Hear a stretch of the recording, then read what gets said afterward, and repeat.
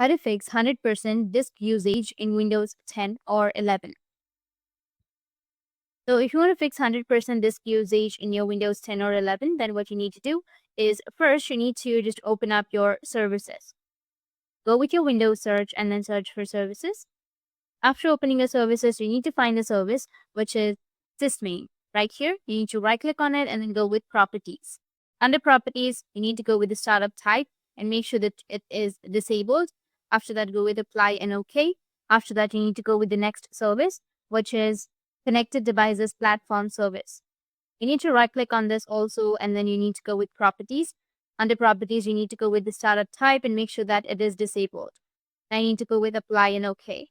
And you need to go and stop this service. Right click on it and then stop. And the next thing you need to do is just go back and open up your task manager. Right click on your taskbar and then go with the task manager.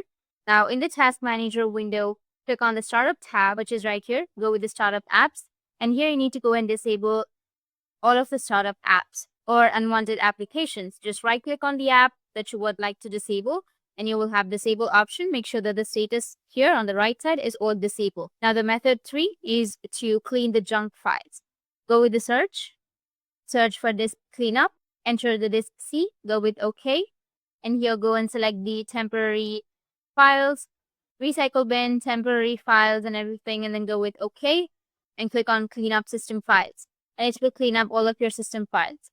It might take a few minutes to complete or a few seconds. Just wait and just restart your device, and that's it. And if you have any questions, feel free to comment below. Thanks for watching.